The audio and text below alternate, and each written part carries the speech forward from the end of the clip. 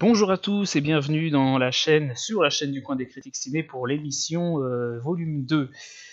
Aujourd'hui, on va parler de deux nouveaux films. On va parler donc de Archive de Gavin Rothery et de Wind River, oui, de Taylor Sheridan. Donc, avec moi pour parler de ces deux films, il y a Maxime, bonsoir, Salut à tous. et il y a Nicolas. Bonsoir à tous. Donc, Archive, c'est un film qui avait été présenté au dernier festival de Gérard Meur, et c'est un film que j'ai beaucoup apprécié. Donc c'est pour ça que je tenais à ce qu'on en parle.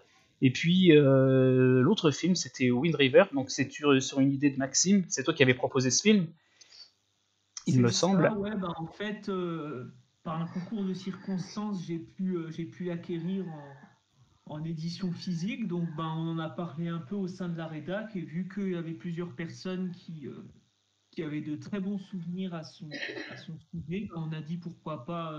Enfin, c'est moi qui ai proposé, lui, pourquoi pas l'aborder en live. Et puis, Aurélien a accepté. Nicolas, je crois que tu l'avais pas vu, toi encore.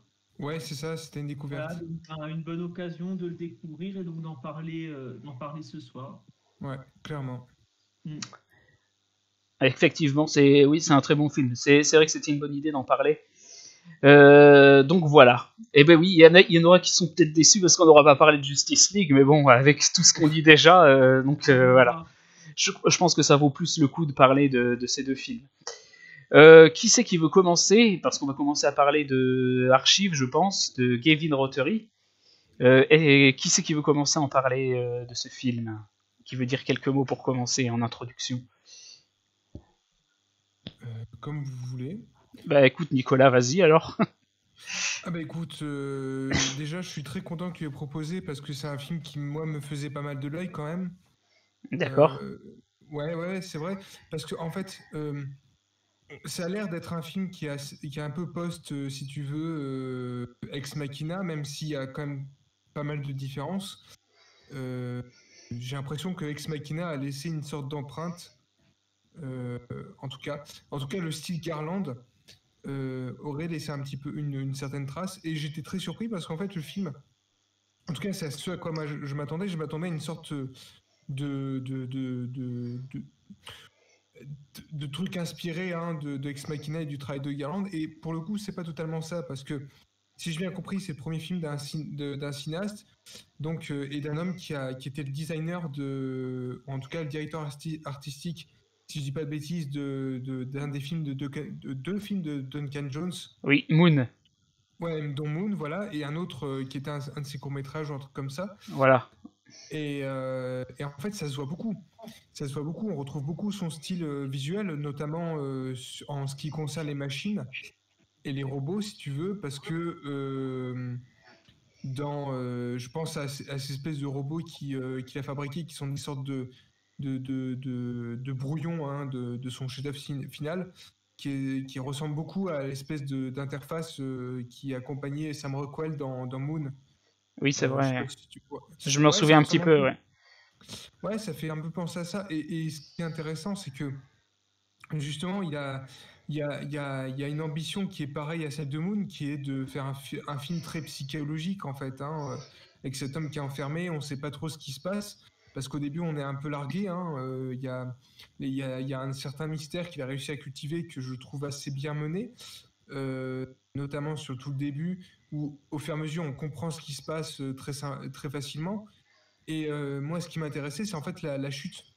La chute Oui. du film, je la trouve assez surprenante parce que elle justifie ce que je considérais comme des défauts à la base du film et qui n'en sont pas en fait. Je pense au costume par exemple du robot, de l'humanoïde en tout cas. Au début, avant qu'elle soit finie, tu avais l'impression que c'était vraiment un costume, une sorte de combinaison. Et en fait, je me demande si c'est pas une métaphore ou un truc comme ça qui sera en lien avec le fait. Je pense qu'on peut divulgacher un peu. Vas-y, oui, de toute façon on avertira au pire, mais je pense que oui, après, quand on aborde des films comme ça, il faut un petit peu... Enfin, il faut spoiler, quoi, quand même. Sinon, Ouais, tout à c'est pas facile d'en Bon, parler, sinon. essaye, je pense, comment dire, de dévoiler un élément de progression d'intrigue tout en restant suffisamment, comment dire, général. pour que ce Ouais. soit pas non plus désagréable pour ceux qui l'auraient pas vu, quoi. Ouais. Euh, alors, j'essaie de faire ça de manière synthétique. En gros, il y a donc ce robot qui fabrique et qui est en fait à l'effigie d'une personne qu'il a perdue, je ne dis pas qui, et qu'il va pouvoir. Il y a un petit peu le mythe de Frankenstein, hein. On revient. D'ailleurs, dans Frankenstein, il me semble qu'il a ce délire-là aussi parce qu'il veut faire vivre à partir de morceaux de mort, hein, ce qui est quelque chose qu'on retrouve dans le film. Et Mm. avec ce, en plus, il y a plein de références à d'autres films qui m'ont vachement intéressé, mais ça, j'y reviendrai plus tard avec vous. Et donc, cette fin-là, moi, m'a surprise m'a surpris parce qu'en fait, ce que je prenais pour des défauts esthétiques, c'est-à-dire cette espèce de maquillage du robot au début, on voyait que c'était un maquillage, enfin, on était entre les deux, si tu veux, j'avais l'impression de voir une sorte de truc translucide un peu bizarre. J'avais trouvé ça assez spécial. Je dis défaut d'ailleurs, c'est peut-être pas un défaut forcément, mais c'était assez déroutant. Et en voyant la fin, je me dis, mais est-ce que c'est pas logique? Parce que finalement, tout ce qu'on voit euh, ça va être difficile de pas trop divulgacher, mais en gros une idée. Voilà, c'était tout ce qu'on voit est une idée qui provient de quelque chose, une idée mentale. Et je trouve que du coup l'aspect esthétique l'illustre plutôt bien. Oui. Ouais. Et voilà, et la dernière différence du coup qu'il y a avec en fait une œuvre comme Ex Machina, c'est que là on s'oriente plus vers le cyberpunk. Le cyberpunk, c'est vraiment, on va jouer avec quelque chose de beaucoup plus sombre, parce qu'il y a un moment où il sort en fait du bunker où il travaille et il va dans une espèce de ville qui ressemble à une ville comme dans Blade Runner, hein, un peu au Los Angeles de 2019, qui n'est pas le Los Angeles de 2019 qu'on connaît actuellement. Déjà, après, ça se passe au Japon, donc Oui, c'est ça. c'est plus un Japon futuriste, mais après, c'est représenté d'une façon très réduite, parce que ils veulent montrer le minimum de la ville. Je pense qu'ils veulent vraiment se concentrer sur l'endroit où il vit. Et Voilà. l'environnement qui est autour, ils veulent le réduire au minimum, quoi. C'est ça, mais tout l'univers esthétique qui l'entoure est vraiment très cyberpunk et même les thématiques avec la thématique du corps et le transhumanisme parce que il y a un peu de ça, puisqu'il y a un moment où on voit le robot qui est reconfiguré, en fait on voit son squelette derrière, on ne sait pas si c'est un squelette humain ou un squelette robotique, enfin c'est assez particulier. D'ailleurs, elle a cette fabuleuse séquence qui est peut-être une de mes séquences préférées du film, où il refabrique le robot. On a l'impression c'est drôle, tu m'as lancé sur le Japon, mais ça me fait penser à la séquence de transformation du Major dans Ghost in the Shell, l'original, hein. Alors là, par contre, je pourrais pas te dire. De toute façon, il va falloir que je regarde le film parce que ça fait longtemps que je l'ai pas vu, Ghost in the Shell. Mais ouais. Bah, Tu veux en dire, ouais, fait, la transformation finale, tu veux dire lors de la. ouais, oui, si tu veux, quand elle s'élève et elle passe dans une espèce de truc translucide qui met de la peau. Oui, C'est oui, je me rappelle. Ah ben, scène, oui. Bah, c'est une de mes préférées aussi. Ouais. et voilà, et la manière dont c'est monté et dont c'est montré, ça fait beaucoup penser à la scène d'ouverture en fait enfin la scène du générique de Ghost in the Shell, l'original, hein, bien sûr, pas le film, pas le film en prise de vue réelle. Et ça me fait penser beaucoup à ça. Et je pense que c'est une de ces des inspirations évidemment. Possible. Donc voilà, en tout cas, Mais j'ai je bien pense. aimé. Vraiment, c'est un film que je trouve bien, qui a quelques petits défauts qui l'empêchent d'être un immense film, mais en même temps, c'est un premier film, donc je pense qu'on peut le pardonner là-dessus. Mais c'est un film très intéressant et je pense que s'il continue comme ça, le cinéaste peut être, il peut aller vers des trucs vraiment très alléchants, Mais franchement. de ce que j'ai entendu, parce que dans le Blu-ray, il y a quelques bonus et il parle de ses futurs projets et franchement, c'est très ambitieux. Et j'ai vraiment envie de voir ce qu'il va faire. Parce que dans ce qu'il dit, c'est alors, il reste dans le domaine de la science-fiction, mais c'est des sujets qui ont jamais été vraiment exploités. Donc j'ai vraiment hâte de voir ce qu'il va faire. D'accord, bah ça c'est chouette. Ah oui, oui. Donc j'ai vraiment hâte de voir ce qu'il va faire après. Si c'est possible, c'est quoi comme type de projet dont il parlait du coup? Alors du coup, il y en a un, ça parlera du noyau de la Terre. c'est en rapport avec le noyau central de la Terre, et l'autre c'est sur des diamants qui ont été trouvés et qui ont une origine inconnue en fait. Un truc comme ça exactement, je sais plus. Ouais. Mais ouais, c'était vraiment, enfin ça a l'air vraiment intéressant quoi. Donc du coup, on continue dans la pure science-fiction là. Ah bah oui, du coup oui, c'est vraiment un réalisateur qui a l'air penché sur ce genre de film quoi. Et Ça au va. vu de Archive, je pense que le reste de ce qui va suivre, ça risque d'être très intéressant. Ouais, ouais, carrément. Donc voilà. J'en parlerai un petit peu après du film, mais je pense que c'est intéressant d'entendre Maxime avant. Hmm. Ouais, après, lorsque tu parlais justement Nicolas, des décors restreints et en fait comment dire, de leur utilité pour ne pas permettre aux spectateurs d'en savoir. Non, c'est Aurélien Taramouliatu en disant que ça permet aux spectateurs de ne pas en savoir beaucoup trop sur l'univers en général de l'œuvre. Ouais. Moi, je pense aussi peut-être que c'est en lien avec les restrictions budgétaires du film, mais on en a déjà Oui. parlé sur le live avec Possessor. Ce qui est intéressant de noter, c'est comment justement parfois ces contraintes, comment dire, techniques et financières, on peut même aller jusqu'à là, permettent d'exploiter une ressource artistique.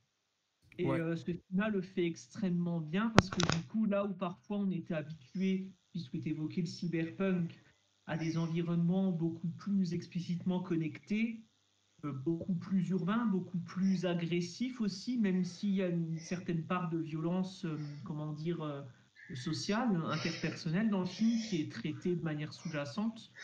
Là, effectivement, on est dans quelque chose finalement de très personnel, très intimiste, voire même de filial, puisque les thèmes de l'identité, de la famille, de la procréation, j'irais même jusqu'à là, du couple sont des motifs récurrents. Après, s'il faut parler vraiment de ce que j'ai pensé du film, moi je vais être honnête avec vous, euh, je m'attendais vraiment pas à voir ça, et c'est pour ça que je remercie déjà Aurel de nous avoir conseillé ce film-là et de l'avoir programmé, parce que moi je l'ai vraiment trouvé très grand. Et vous savez que je suis quelqu'un d'exigeant, et donc j'ai pas toujours l'habitude de louer comme ça des films. Mhm. J'ai vraiment été très très très surpris. Déjà par rapport au sujet initial, bon voilà, film de genre, de festival un peu Gérard Mer, je m'attends à certains stéréotypes, pas dans son sens négatif, hein, mais à certains sujets, de certains tons. On va dire, voilà, une progression narrative, des dialogues qu'on a l'habitude de voir. Et je trouve que le film arrive constamment à inverser tous ces poncifs euh, du cinéma à la fois de science-fiction, à la Oui. fois d'intelligence artificielle et de cinéma de genre. Et moi, c'est ce qui m'a vraiment beaucoup étonné. Donc il y a déjà ça d'un point de vue, on va dire, je ne sais pas comment on pourrait dire ça, d'un point de vue cinéphile, genre par rapport à tout ce dont on peut parler en général dans la communauté, entre nous, entre rédacteurs, entre personnes qui voient les films dans les festivals, il y a cette surprise-là. Mais il y a aussi la surprise beaucoup plus, on va dire, cette fois-ci personnelle et objective, qui est de dire que ce film, je l'ai vraiment ressenti en fait. Mhm. Euh, et moi, je n'avais pas l'habitude forcément, même dernièrement, mais même au niveau des films qui sont recommandés ou non dans le domaine de la pop culture, de voir un objet qui est à la fois ambitieux, qui est à la fois poétique et qui surtout euh, arrive constamment, et là encore la constance est importante là-dedans, à maintenir un rythme, à maintenir une intensité dans son récit et tout un ensemble de thématiques qui sont cohérentes du début à la fin. Parce que voilà, on reviendra là-dessus, mais le film est très complexe, peut-être trop parfois, mais justement il arrive à le justifier. C'est vraiment un petit tour de force. Hmm. Mais oui, c'est vraiment quelque chose que j'ai rarement eu l'opportunité de voir personnellement. Donc, je ne sais pas comment on pourra développer ça au niveau des thématiques, mais j'en ressors vraiment très positif, quoi. Ne serait-ce qu'au niveau des plans, de comment est-ce qu'il arrive. Moi, j'ai notamment toutes ces séquences en tête de contemplation individuelle avec J2 Ah là là, qui oui. sont quand même des idées de mise en scène et d'écriture que moi, je n'ai jamais vu ailleurs, en fait.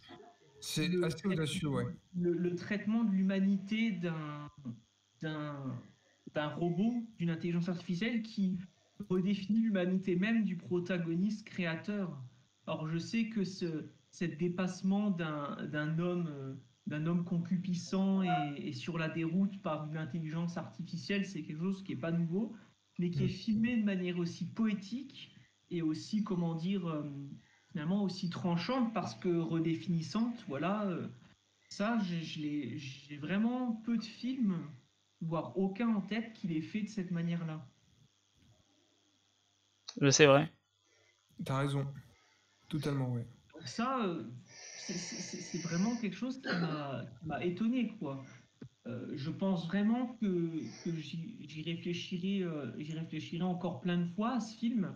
Peut-être que j'écrirai dessus, mais c'est vraiment un film en fait dont je peux percevoir une intention artistique, cinématographique, et à la fois, on va dire, réellement une ampleur au niveau philosophique. Moi, ce qui toujours m'intéresse dans les films, c'est-à-dire lorsqu'on peut aller vraiment très au-delà de simplement le petit film qu'on va voir en salle.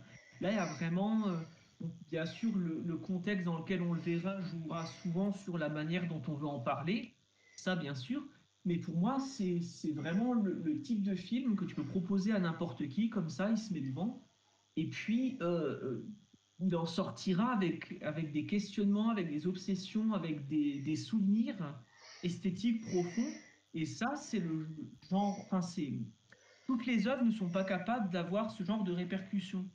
Et je pense que quand je dis ça, c'est pas simplement par rapport à mes, comment dire, mes attentes parfois cinéphiles, hein, qui font Hmm. que peut-être, voilà, il y a des thématiques qui me touchent plus ou quoi, mais vraiment, je trouve qu'il y a il y a des cas, il y a des universaux, il y a des fondements du cinéma qui sont strictement là-dedans. Et certains me diront, oui, mais en même temps, voilà, bon, il y a des défauts, on est dans un film de SF, voilà, on voit que parfois, c'est pas des effets numériques à 150 millions, hein, voilà, mais pour moi, ce genre de détails est totalement superflu par rapport à tout ce que développe le film Hmm. et tout ce qui l'amène comme richesse inexplorée au niveau à la fois, comment dire, spirituel, intellectuel, mais aussi vraiment culturel et cinématographique. Bah écoute, c'est très surprenant comme avis et je partage pas mal. Moi aussi, Non, mais oui. je veux dire, ouais, je sais pas, peut-être que vous êtes surpris de Bah, m'entendre je expliquer. pensais pas que t'allais aimer autant. C'est pour ça. Mais, mais parce que vraiment, si vous voulez, je parlais de continuité et de rythme et de sens du récit, mais la manière dont il arrive à, comment dire, à faire habiter en harmonie, harmonieusement, tout un ensemble d'effets complexes.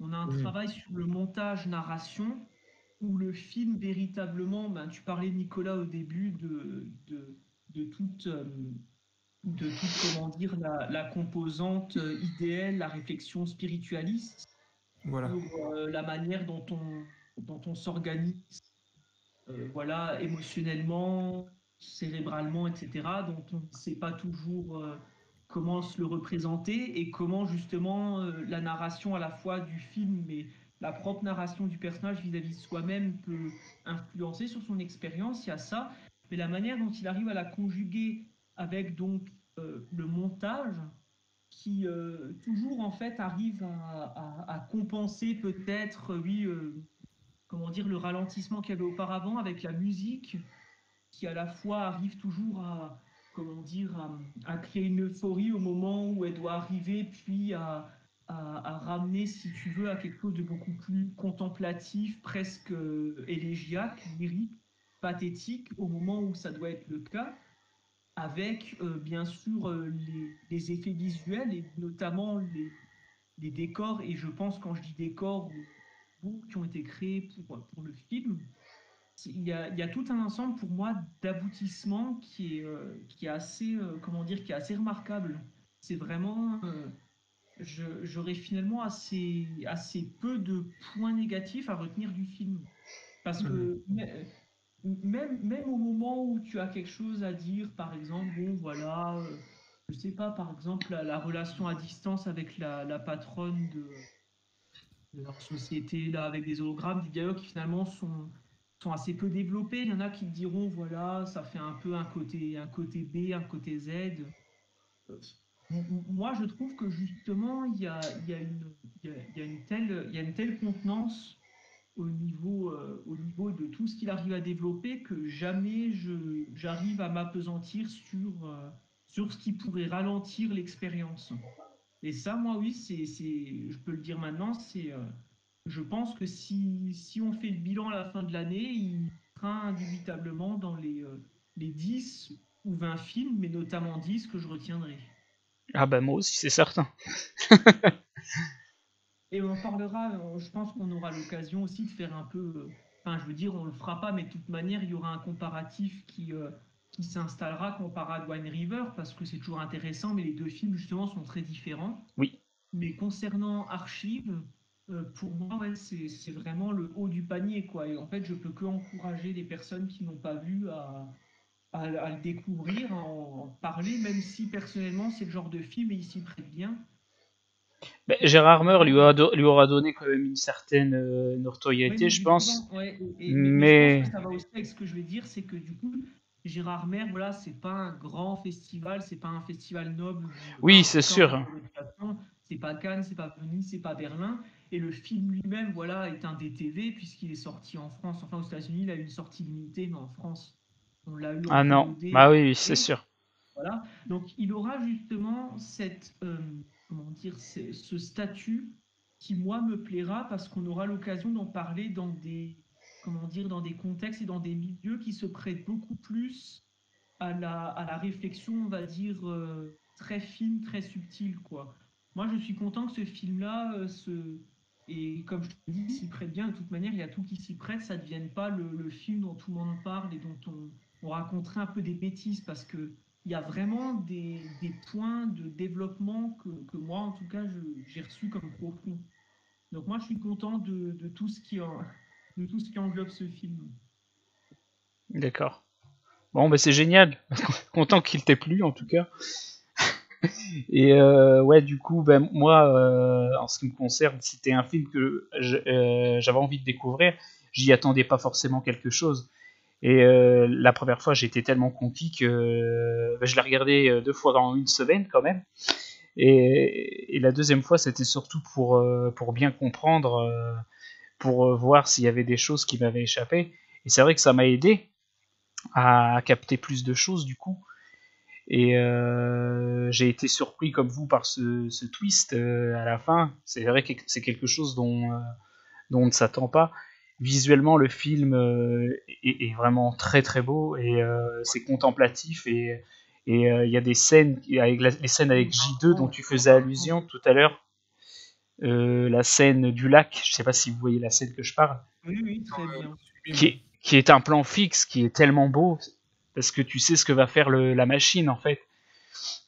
Et donc je Et ne justement, en plus, là, on revient à la narration, c'est que, euh, bon, on dit après surpris par le twist, mais jamais, en fait, c'est quelque chose qui aurait été, dans le mauvais sens du terme, oui. prédit. Et c'est pour ça que la scène est encore plus impactante. En fait, ça arrive comme finalement comment dire, quelque chose de tragique presque, Oui. qui donne de la force à la scène, au plan, moi je trouve, hein. En plus, ce qui est dingue, c'est quand même c'est que tu arrives à être attaché à ces machines en fait. Tout à fait. Tu t'attaches à ces machines, ce sont des machines, mais tu arrives à t'attacher à elles. Et surtout J2, parce que tu sais qu'elle a des sentiments en fait. Et tu le Mm. vois parce que tu ressens que quand elle est blessée, elle est rejetée par le personnage de Theo James, je sais plus comment il s'appelle, George. Elle est rejetée par George, tu ressens qu'elle est triste en fait. Elle a quelque chose, ça la blesse en fait. Et C'est assez passionnant là-dessus, d'ailleurs, parce que c'est un film sur le deuil avant tout, hein, et oui, sur comment le deuil peut dévorer un être humain. Et jusqu'à la fin, en fait, où même cette espèce de retournement de situation, c'est aussi un truc sur le deuil, du coup. Parce que oui, lui-même se fait un film, en fait, et c'est assez passionnant là-dessus. mm. Et Ben, oui, c'est ouais, ça.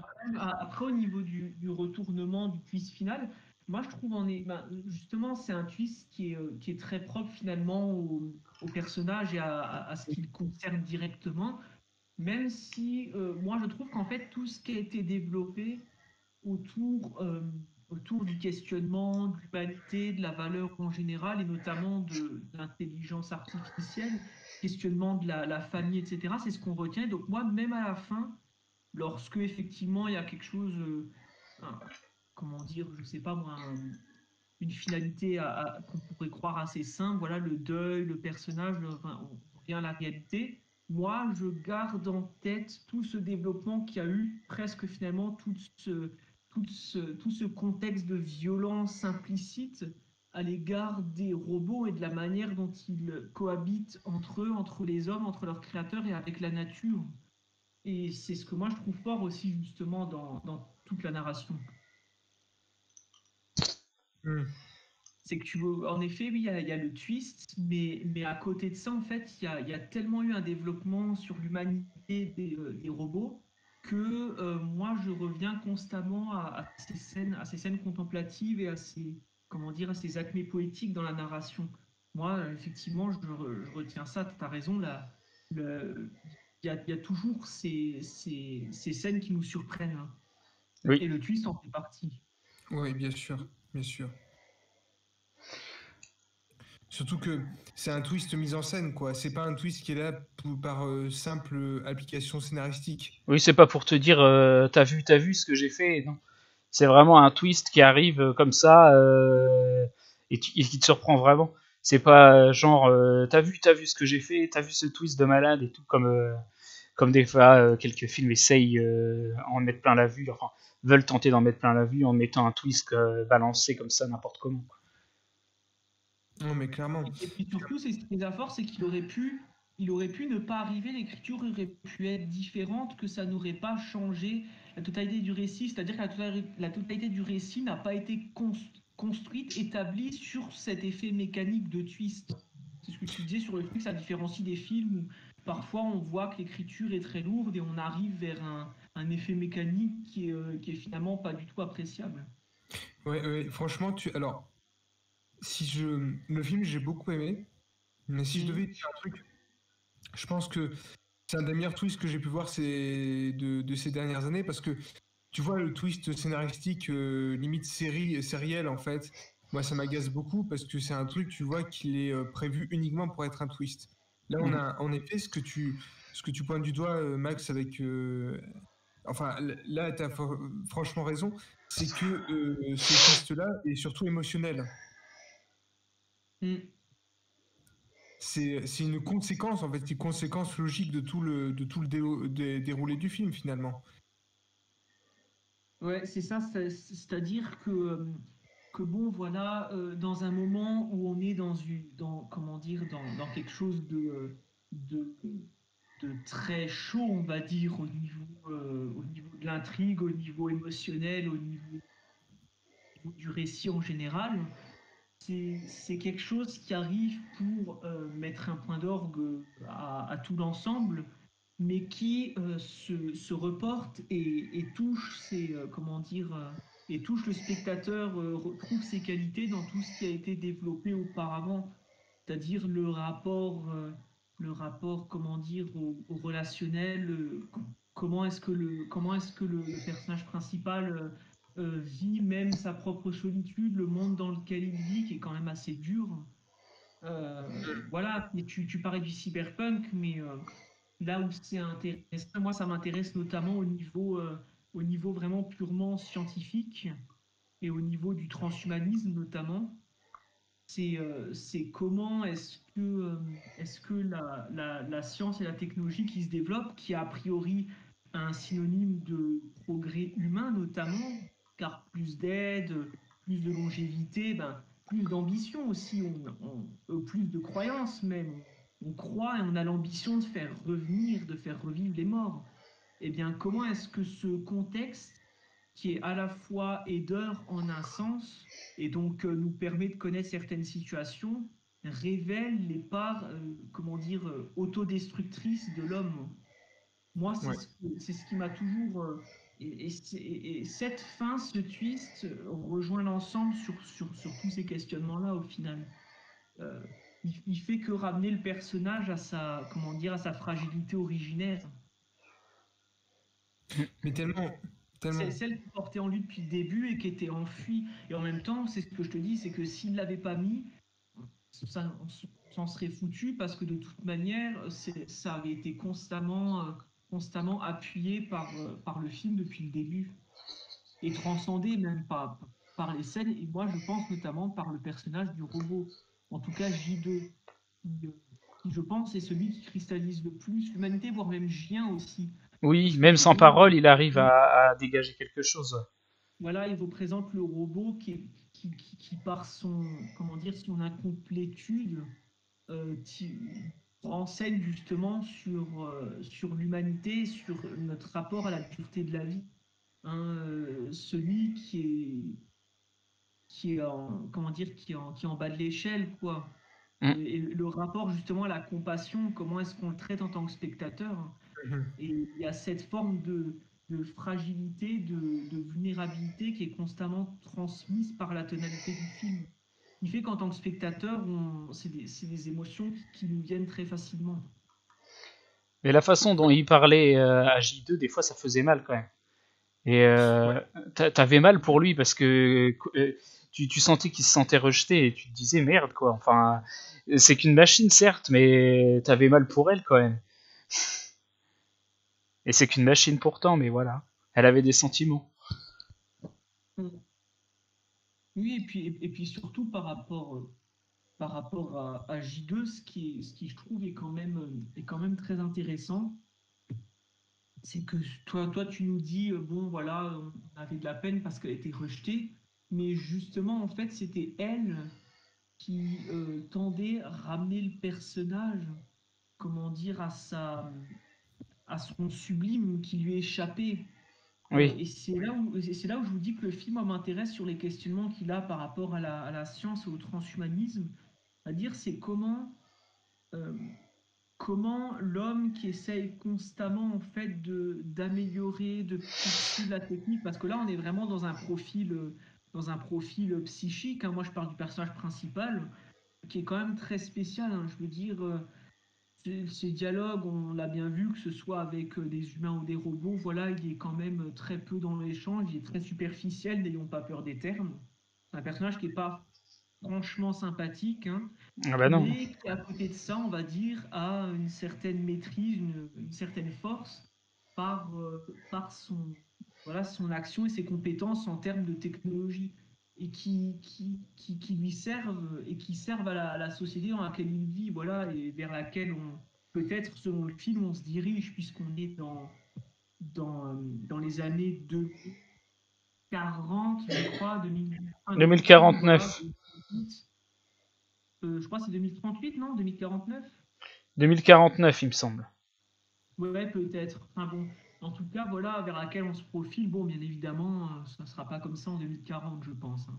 Puis, dans un contexte très spécifique, on est au Japon, voilà, bon, c'est de la dystopie, hein. Oui. Mais voilà, il n'empêche que sur ce rapport à la science, moi, il m'intéresse beaucoup, en fait. C'est ça, c'est un motif qui revient souvent, mais c'est ramener à l'humanité et à la faiblesse de l'humain plutôt que à des espèces, comment dire, d'ambition qui nous tuent tous. Oui. Oui, tout à fait. Et je sais qu'il y en a qui aiment bien ces thématiques-là, mais il y en a qui auraient pu dire qu'on peut aussi voir un rapport au capitalisme. Mais bon, franchement, c'est pas des trucs qui me paraissent très pertinents non plus. C'est pas central dans le film, je pense que le film est plus intimiste en fait. Ouais, voilà, il dépasse tous ces trucs matérialistes pour être dans quelque chose de beaucoup plus spirituel au final. Oui, je suis Et, d'accord. et voilà, puis je pense que le film, en fait, aura l'avantage de plaire à beaucoup de monde, moi, je pense. Je pense. Même Ouais. si, comme je l'ai dit, il y a certains types de cinéphiles, notamment, voilà, avec qui ont des habitudes bien ancrées, qui, je pense, ne vont pas vraiment très bien recevoir ce film, aussi bien le recevoir que moi, ou que Aurélien, ou même que Nicolas, parce que, voilà, bon, on reste parfois dans des, comment dire, des signes de malpropreté, mais qui en fait sont cohérents avec le métrage, quoi. Euh, Le décor, voilà, il est beaucoup trop restreint, mais bon, moi, ça me gêne pas du tout, quoi. Justement, ça Ah donne, en non, non. fait, si t'étais devant le film et tu te dis, c'est quand même spécial le monde que tu es en train d'observer, là. C'est ce qui retient ton attention aussi. Oui. Tu sais pas trop dans quoi tu t'engages quand tu Bah commences le voilà. film. Mm. C'est ça, ouais. Tu sais pas Je pense trop même où tu notamment à cette vas. rencontre à un moment avec un espèce. Et pareil, tu as même, j'allais dire, la rencontre avec Stom là dans le bar, c'est l'une des seules Oui. scènes d'extérieur qu'on voit et qui est très courte, on a très peu d'indications. J'allais On- dire, déjà, il y a cette scène-là, mais il y a aussi de manière plus générale avec les fonctions des personnages. Finalement, on ne sait jamais réellement de quoi ils parlent. À un moment, ils nous parlent de souveraineté des entreprises avec au contraire les représentants de l'archive. D'un côté, il y a euh, comment dire, les représentants de la société qui créent les prototypes. Enfin bon, ça part dans tous les sens, quoi. Et au final, Voilà. le but de film, c'est pas de nous donner des cadres précis, c'est de laisser planer un mystère. Parce que Ouais, oui, déjà, ce ça reste. type, c'est un évaluateur de risque. Mm. On n'en Oui, saura voilà. pas plus. Ouais. Oui, en plus, c'est pour tester l'archive, tout ça.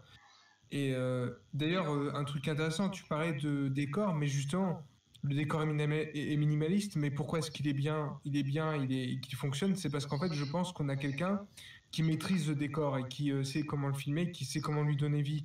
Parce Oui. que tout ce qui entoure ces espèces de technologies, machines, on s'en souviendra. Par exemple, l'espèce de rond sur lequel est posé le robot.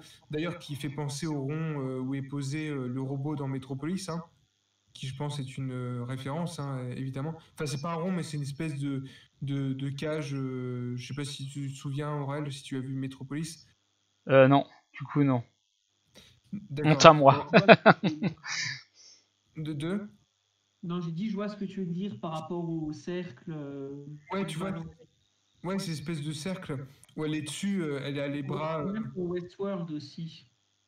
Oui, tout à fait. Mais moi, je pense que ça fait penser aussi à Atlas, cette espèce de statue là qui porte le, il me semble, c'est sur un cercle si je dis pas de bêtises. Qui en plus est, tu sais, elle est totalement en bronze et elle est bizarre cette statue. Il faut que je vérifie. Mais il me semble voilà que ce rond-là, ouais, c'est ça. Elle, en fait, elle a le rond d'Atlas, c'est un globe qui porte, tu sais, sur le dos. Ah oui, je vois de quoi tu parles. Voilà. Et dans Exactement. dans la façon dont elle est disposée, on dirait qu'elle porte cette espèce de cercle sur le dos, qu'elle est reliée, parce que c'est pas juste elle est reliée au cercle, il me semble qu'il y a une espèce de c'est un bras ou un truc comme ça auquel elle est collée, comme si elle pouvait pas en sortir ou quelque chose comme ça, comme si elle le portait sur le dos. D'ailleurs, il y a tout un truc avec les jambes où elle lui donne pas. Il y a un petit truc. D'ailleurs, c'est assez sadique quand même ce rapport qu'il a avec ce robot-là, je trouve. Oui, ben Oui. parce qu'on apprend au fil du métrage qu'elle-même a développé des émotions et une identité émotionnelle qui lui est propre, alors que l'objectif du personnage qu'il a en tête très tôt, c'est de créer un corps qui soit suffisamment compatible pour faire ramener la personne qu'il aime. Et Hmm. donc au final, détruire la personne qui est en train de se créer par elle-même. Ouais, voilà, c'est ça. Mm. Mais après, oui, ce que tu disais par rapport au cercle, moi, ça me fait penser notamment comment dire, à l'œuvre célèbre de Vinci, L'homme de Vitruve. Mais oui, oui, j'y pense. Où, Mais mais c'est ce que tu dis, c'est cohérent, c'est que c'est en lien finalement avec l'idéal des proportions, de la création, de la constitution du corps, qui est en même temps une forme de prison et d'enchaînement, en tout cas dans le film. Oui, tout à fait. Enfin, c'est vrai que en fait, c'est l'homme de Vitruve que je cherchais, mais la comparaison avec Atlas, c'est pas si bête, je pense, parce que la statue d'Atlas, c'est une espèce de truc d'humain bodybuildé qui est parfait, et le corps quand même de ce robot est particulier, je trouve. On dirait, je parlais de combinaison, on dirait qu'elle est translucide, que c'est une peau, plus une peau qu'une machine. C'est assez particulier comme façon de représenter le robot, je trouve. Mm. Ouais, Notamment, après, je suis notamment, d'accord, ça rentre en cohérence en tout cas. ouais, voilà. Et puis il y a le délire de recréation aussi, hein, évidemment. Moi, j'ai parlé de Frankenstein, euh, mais il y a ce mythe-là. En plus, si je dis pas de bêtises, dans le film, c'est en plus, elle a une partie du cerveau, hein, de sa femme. Euh, et du coup, il y a ce truc où elle est forcément reliée, mais en même temps, et tu sais pas ce qu'il cherche à faire, puisqu'en fait, il lui donne une conscience, mais il veut lui mettre une autre conscience dans la tête, et il veut reproduire quelque chose, mais en même temps, il se satisfait pas de ce qu'il reproduit. Il y a une frustration qu'il a forcément, puisqu'en fait, il a tenté deux expériences ratées, dont on parlait tout à l'heure, qui vont en plus être impactées émotionnellement par ce rejet. Et il y a vraiment ce truc de je veux aller vers la perfection pour pouvoir pour qu'on c'est plus des réceptacles que des robots en plus, hein, même c'est plus Mm. des corps.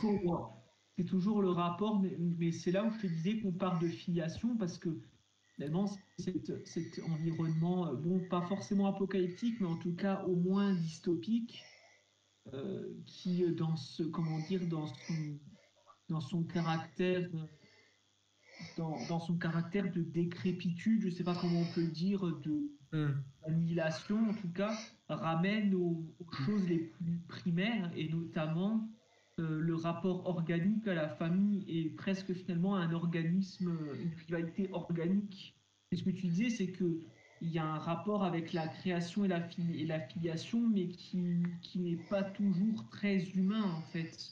Je veux dire, le parent essaie toujours de faire son fils, qu'il soit naturel ou adoptant, selon ce qu'il en désire et ce qu'il souhaite en faire.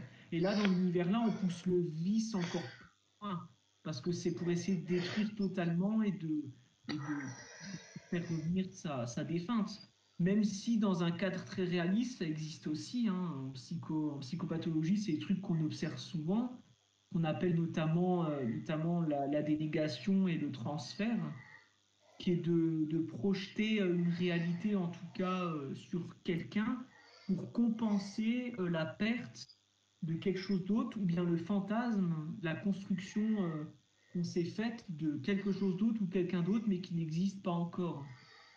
Et ça crée beaucoup de troubles et de... Voilà, ça voilà, même si tu les ramènes à un contexte réaliste, c'est des choses qui sont très pertinentes, ça c'est sûr. Oui, voilà, je pense que et c'est Je là où parlais c'est de intéressant. psychologie tout à l'heure, mais on est totalement là-dedans, c'est de la SF psychologique. Ouais, c'est ça.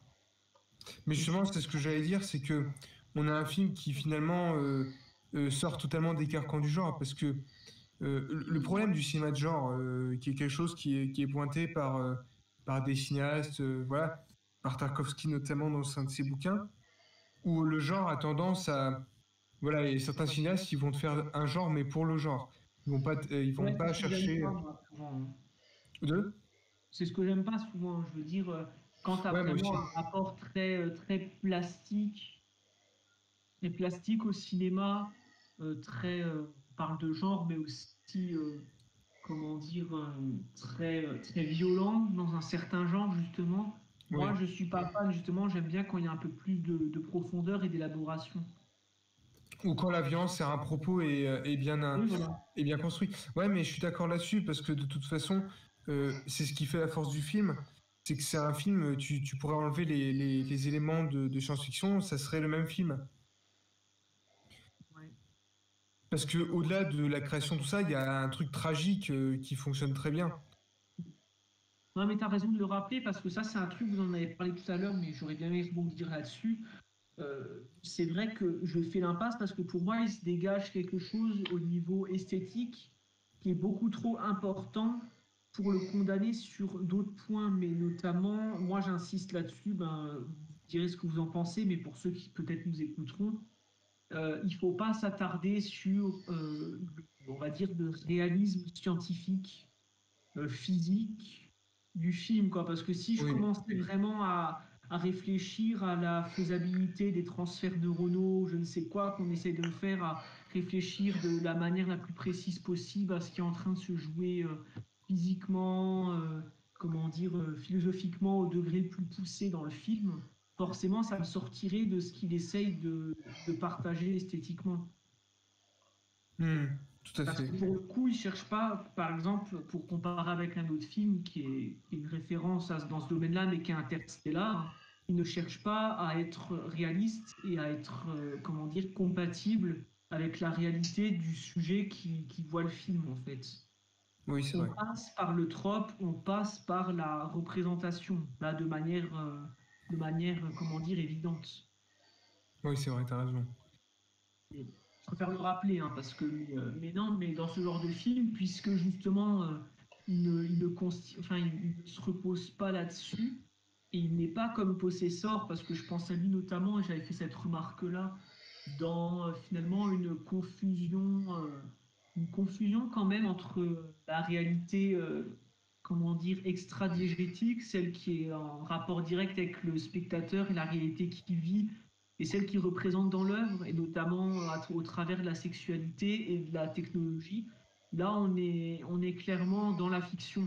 Euh, Dire d'ailleurs, si on le rappelait pas, on parlerait du film plongé dans la fiction. Et c'est ce qui rendra les critiques qu'on en fera vraiment très, très appréciables, quoi. Oui,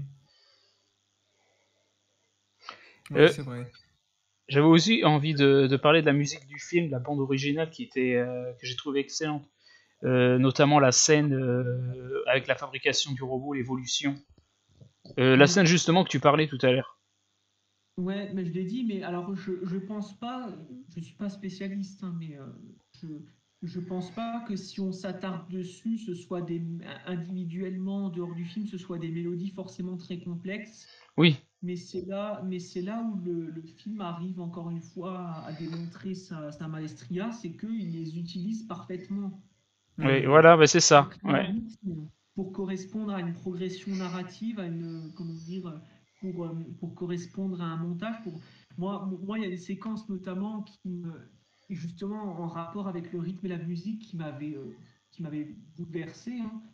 C'est justement cette discontinuité, cette rupture profonde de ton entre la séquence tragique, pathétique de la mise à mort du robot dans le lac, et puis le hmm, retour ensuite à quelque chose de terne et de silencieux dans la maison du créateur. Mm. Et ça, en fait, cette rupture de rythme-là, je l'ai encore en tête parce que justement, ça montre à quel point la musique et le son, de manière générale, est bien utilisé, quoi. Lorsqu'il arrive à rendre compte d'une totalité, c'est même j'ai ces séquences en tête lorsque tu vois ces séquences de déambulation routière dans la voiture, etc. Il y a toujours une focalisation sur l'environnement, sur la place dans le récit, qui permet de marquer esthétiquement. Mm. C'est pas des séquences, en fait, c'est un truc, voilà, c'est un truc que tu filmes, que tu balances dans ton récit, tu le vois, ça permet de raconter un truc et tu passes à autre chose. C'est vraiment des mises en scène qui restent au niveau de la mémoire. ouais, tout à fait. Surtout que des films comme où on veut aborder l'intelligence artificielle, c'est pas évident parce qu'il y en a eu beaucoup quand même. Et Oui, bien sûr. donc je pense notamment à un film que j'avais vu. Bon, j'avais pas assez de grands espoirs dedans. Ça s'appelait Replicas. Le film, c'est avec Keanu Reeves. Mais qu'est-ce que c'était mauvais. Parce Oui, que ah mais non, mais franchement, la mise en scène, il y a rien, il y a pas d'idée, c'est super mal exploité, les thèmes, c'est mal foutu quoi. Et du coup, bah, hmm, après avoir vu ce film, tu te disais que bah, en fait peut-être que dans le genre d'intelligence artificielle, peut-être que tout avait été fait et que finalement, bah non, t'as Archive qui débarque et qui te bouscule en fait et qui change finalement ce que tu penses. Et Ex Machina, c'était le dernier film que j'avais vu de bon en termes d'intelligence artificielle. Et voilà, Archive est arrivé. Et ouais. C'est un des derniers bons que j'ai vu dans le genre, quoi. Ouais. Même Même si si, on peut se dire franchement, après peut-être il y en a qui ne seront pas d'accord avec moi, hein, j'en connais notamment personnellement, qui ont vraiment un intérêt pour la question-là, mais moi j'ai envie de dire de toute manière, et ça résonne avec comment dire, mes points de vue philosophiques, hein, mais est-ce que c'est vraiment intéressant un cinéma sur, et vraiment, je dis bien sûr, hein, l'intelligence artificielle? Parce que finalement, et ce film il nous le dit bien, c'est que quand on filme l'intelligence artificielle, on revient à la nature, on revient au social, on revient à l'humain. oui, Mhm. Alors après, bon, il y a des scientistes, ils vont m'attendre avec, je sais pas, la fourche ou le sniper ou je sais pas quoi, hein, mais je veux dire, non, moi de toute manière, et là, c'est ce que le film nous rappelle, c'est que l'intelligence artificielle, justement, finalement, ce forme de grade qu'on pourrait attendre derrière l'intelligence artificielle, qui nous décevra toujours parce que la complexité de l'humain, déjà, elle a l'avantage d'être présente, d'être concrète et surtout, elle est imitable ou trop difficilement imitable. Mm. Quitte à s'y perdre. Et voilà, même si je reconnais que notamment, si on peut voir ça à travers la figure de J2, le deuxième prototype, effectivement, il y a certaines parts de création qui renvoient l'homme à quelque chose de fascinant. Ça, je l'entends tout à fait, hein.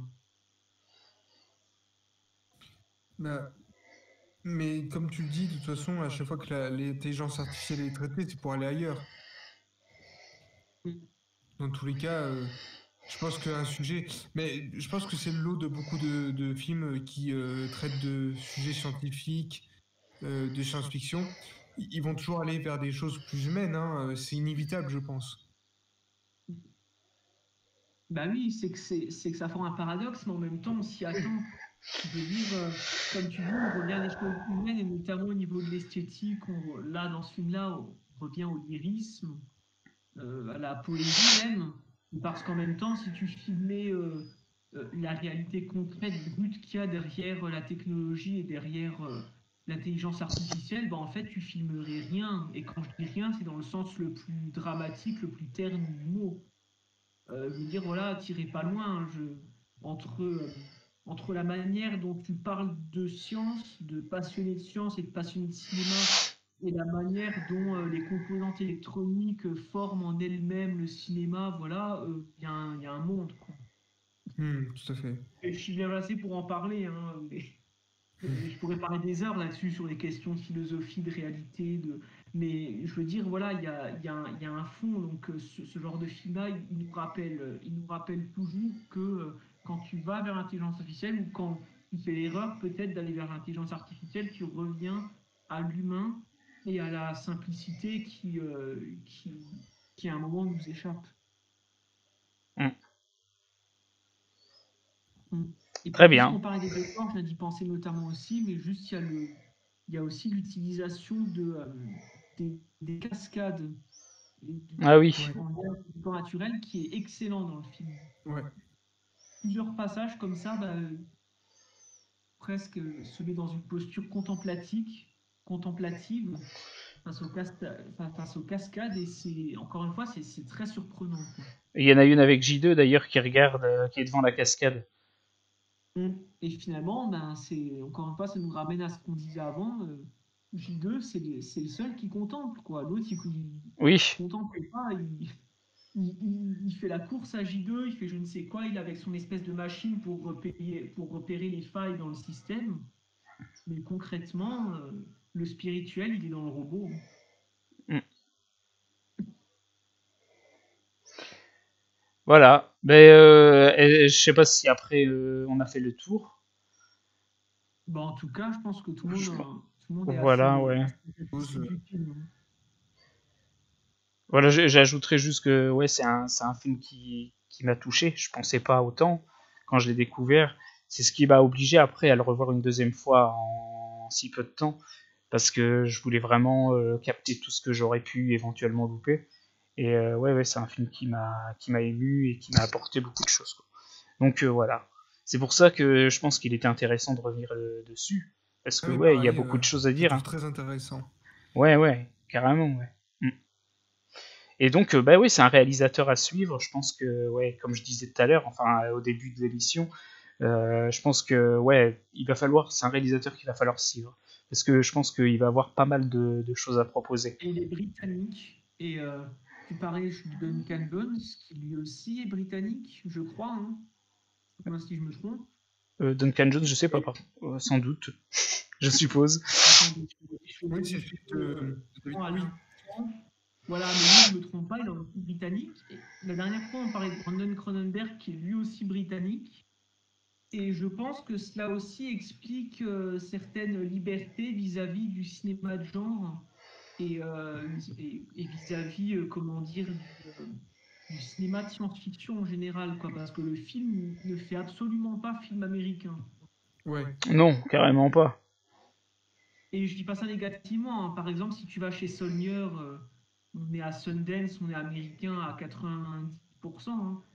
Mais il n'empêche que c'est bien aussi d'avoir cette authenticité-là dans son film.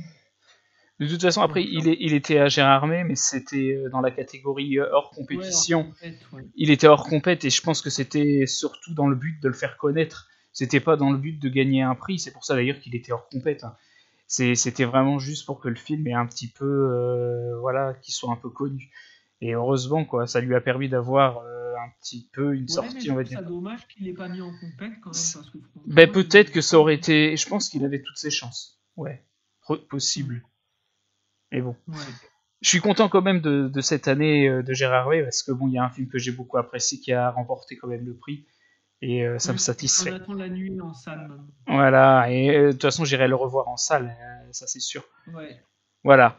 Donc enfin, on n'est Parce pas que là pour parler de ça, mais bon, voilà, c'est que je voulais le souligner quand même. Mhm. Non, Donc mais c'est en lien, hein. C'est dans la continuité, hein. voilà. Voilà. Donc ben, je pense qu'on va passer au film suivant, Wind River, des Taylor Sheridan. Qui d'ailleurs était scénariste de Sicario de Denis Villeneuve. Donc on voit déjà le talent d'écriture dans Wind River. Et de Sicario et de Comancheria aussi, de David Mackenzie. Voilà, c'est ça. En plus, j'ai revu Comancheria au début de l'année. Et ouais, c'est vrai que c'est un bon film aussi. Donc, bah, qui veut commencer à parler de Wind River Je pense que vous l'avez. C'est Nicolas qui l'avait pas vu. Ouais. Ouais, Maxime, tu l'avais vu toi avant? Là aussi. Ouais. Moi, je l'avais vu en salle à l'époque et je l'ai revu. D'accord. Bah, du coup, je pense qu'on va laisser parler Nicolas d'abord pour commencer, vu qu'il n'a pas vu du tout le film. Enfin, qu'il l'avait pas vu. Bah, Donc, non, ça. on va dire qu'il a la découverte. Voilà, c'est lui, il a fait la première découverte. Ça. Donc, si ça t'embête pas de prendre la parole, vas-y, on Ça me t'écoute. va très bien. Bah écoute, alors, moi en plus, ça tombe bien parce que moi j'aime bien le travail de Taylor Sheridan. J'aime bien Comancheria, j'aime beaucoup Sicario évidemment.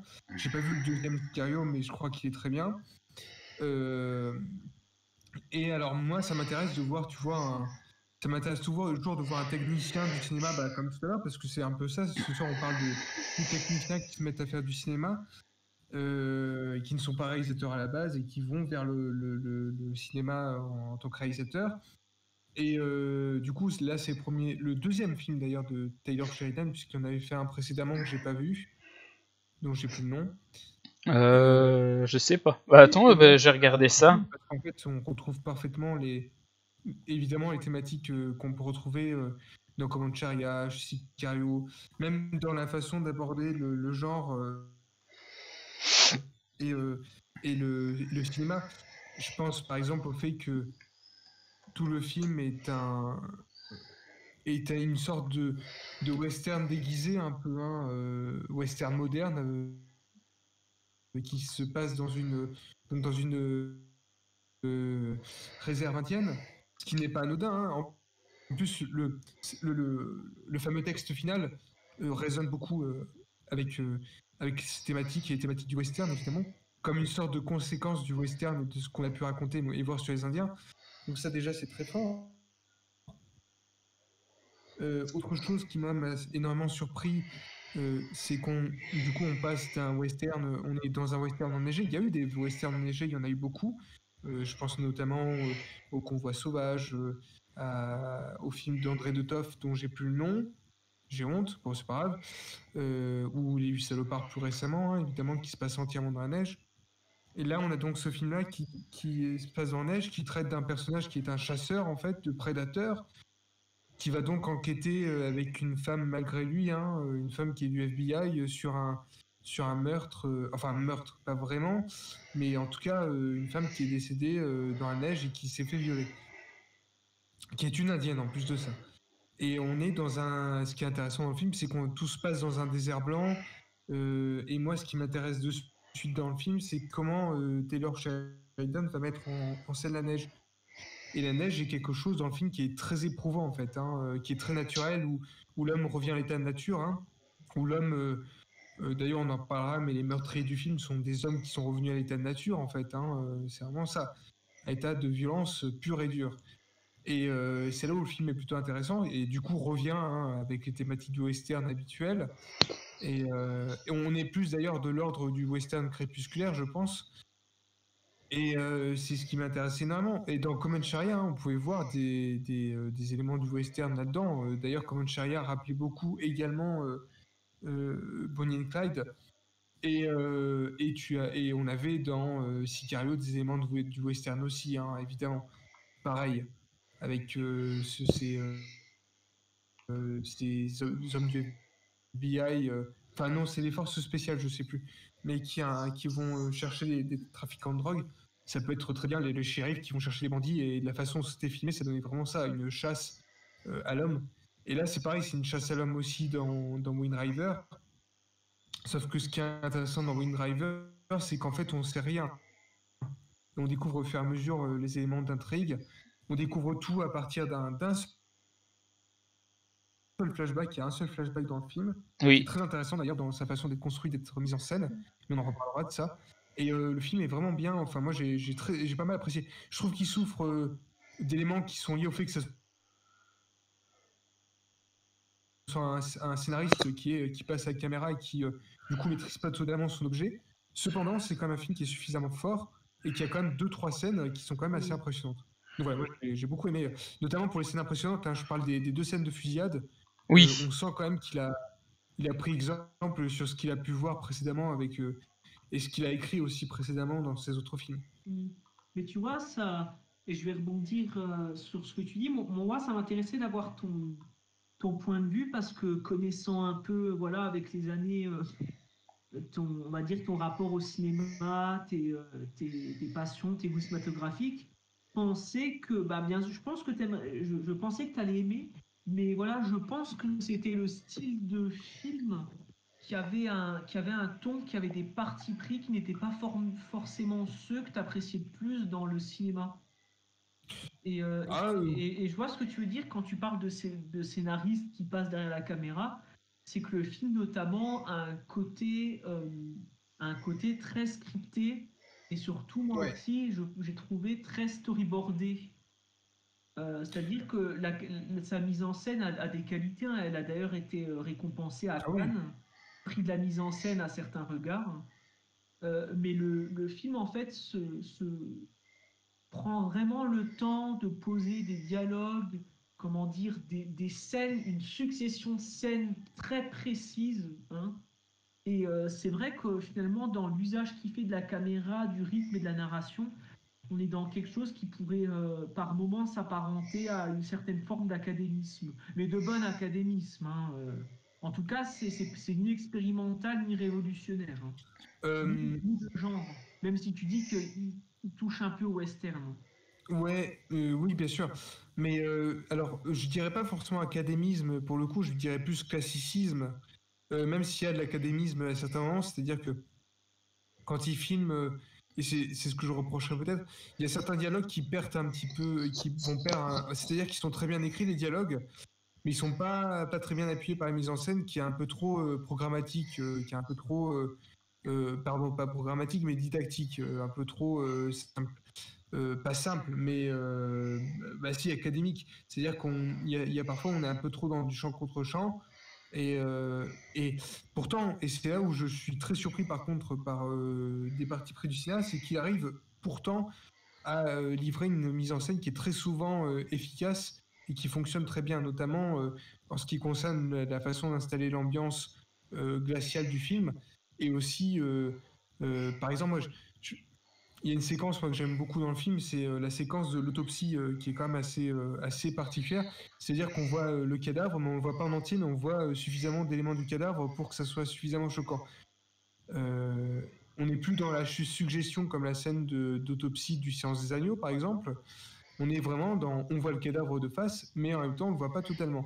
C'est Ouais, intéressant, mais je trouve. aussi vraiment dans le focus sur, parce que le film, voilà, Taylor Sheridan, c'est un scénariste, on en parlait, il Ouais. s'inscrit aussi clairement dans le polar, et donc le focus est mis sur l'investigation, et là plus précisément sur les répercussions humaines. Et donc tu parles assez d'autopsie, mais ça passe, donc effectivement tu dis il y a un indice, mais ça passe beaucoup par le dialogue Tout à fait. les personnages. Et justement, souvent, c'est quelque chose qui est récurrent, c'est-à-dire le dialogue entre les ressentis personnels qui s'échangent. Hein, il y a beaucoup d'échanges dans le film. Qui sont très bien faits d'ailleurs. Enfin, l'écriture est vraiment bonne hein, pour le coup. Là où peut-être que parfois, et je pense pas que ce soit tout le temps, mais parfois il y a des petites scènes qui sont un peu ronflantes, si tu veux, en termes de, qui manquent de dynamisme. Là où il avait réussi à le faire à certaines discussions, par exemple, je pense aux discussions, la discussion, tu sais, où en fait ils arrivent qui est d'ailleurs pour moi la meilleure séquence du film, où en fait ils arrivent à l'exploitation minière là, et en fait ils vont discuter, au fur et à mesure on va se rendre compte qu'il y a un problème.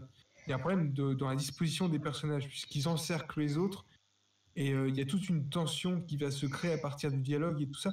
Je trouve que ça, c'est un truc du western, hein, c'est vraiment, ça vient du western ça. Et c'est excellemment bien mis en scène, et c'est excellemment bien appliqué, je trouve. Et donc, c'est pas ça que tu trouves gonflant. Non, non, c'est pas ça. Moi, ce que je trouve un peu ronflant, c'est par exemple les discussions, par exemple la discussion entre l'agent du FBI et j'ai plus le nom, mais le chasseur dans la maison à propos de la fille qu'il a perdue et tout ça. Je la trouve un peu trop, pas assez appuyée et en même temps un peu trop, si tu veux, cliché dans sa façon de créer de Peut-être, l'émotion. non. Hein? Trop factice, peut-être, non. Ouais, trop factice. Ouais, Après, c'est je un vois peu ce ça. que tu veux dire, c'est que le film et c'est ce qui fera, et je pourrais parler des heures. Et à l'époque, c'était plus le cas qu'à mon revisionnage, mais je pourrais en parler en bien, pour plein d'aspects et tout. Mais c'est sûr que pour moi, c'est pas non plus, c'est pas un chef-d'œuvre, quoi. Non, on est d'accord. Et c'est ni un film, voilà, qui marquera à la fois son genre, à la fois la pensée dont il traite, mais qui trouve en fait son importance dans un cinéma qui est parfois un peu cloisonné, qui est celui du polar américain à mi-budget, 70 millions, du thriller, voire même peut-être du western. Il trouvera sa place là-dedans. Il a des qualités intrinsèques et notamment un travail de cinéaste qui est quand même conséquent. Mais en effet, il a quand même des faiblesses dans le sens où il parvient pas, et c'est peut-être ce qu'on attend d'une œuvre parfaite, à maintenir en haleine tout le temps. C'est-à-dire qu'effectivement, il y a des scènes, il y a des moments qui sont cristallisés, mais il y a quand même des passages où en fait tu écoutes parce que ça sert le film dans sa progression. Mais voilà quoi, c'est si tu pouvais cutter et que tu faisais une version d'une 29 au lieu d'une 43, ou je ne sais pas combien c'est, ils disent précisément une 48, le film n'en souffrirait pas, d'autant je trouve moi en tout cas, Peut-être un peu moins. il se vit très rapidement en fait le film. C'est un film qui se regarde très bien. Et tu Ah parlais de oui. la scène, parce que je rebondis là-dessus. Bon, c'est sûr là, que la scène de la fille, en tout cas, elle n'est pas mémorable, mais en même temps, c'est ce qui fait aussi l'intérêt, c'est qu'on est dans un polar classique, donc c'est le moment où finalement on essaye justement de ne pas être forcément toujours dans la sensation. Il y a les moments qui sont faits pour ça, mais on ne cherche pas à faire du genre et à créer de l'angoisse constamment. Ouais, mais je trouve que L'angoisse qui nous pèse au moment de la scène-là, c'est pas dans la performance d'acteur, c'est pas dans l'écriture des dialogues qui constituent la scène, mais c'est dans tout le contexte et la dureté du monde qui est dépeint depuis le début et qui nous attend, comment dire, selon ce que suggère l'intrigue. oui, je suis d'accord là-dessus. Mais je trouve que l'exécution, du coup, est un petit peu. Je pense qu'il aurait pu aller plus loin que ça, notamment avec ce qu'il arrive à faire, à accomplir, si tu veux, au fur et à mesure. Autre chose que je reprocherais peut-être un peu, c'est que la fin est un petit peu trop longue. Enfin, il y a, tu sais, entre le moment où il va, du coup, pas torturer, mais qui va abandonner le type, le violeur. euh, je trouve limite on aurait pu finir sur cette image-là parce qu'on aurait eu un film qui en plus allait être totalement amoral et assez fort. Et je trouve que il y a une cassure qui je trouve est un peu malvenue et qui étire un peu trop la fin. Bon, ça n'empêche que moi je trouve quand même la fin assez touchante et qu'elle fonctionne, hein. Mm. Enfin, Et ça, je pense que le c'est en film lien fonctionne très avec, bien quand même, c'est globalement. en lien avec son, comment dire, son héritage, son implantation, comment dire, son appartenance, comment dire, son accointance avec la fonction du scénario. Et moi, je vois souvent ça dans les polars parce qu'il y a eu un temps où j'en lisais beaucoup, au niveau roman. Enfin, pas beaucoup, hein, mais en tout cas, j'en lisais beaucoup plus que les autres genres romanesques.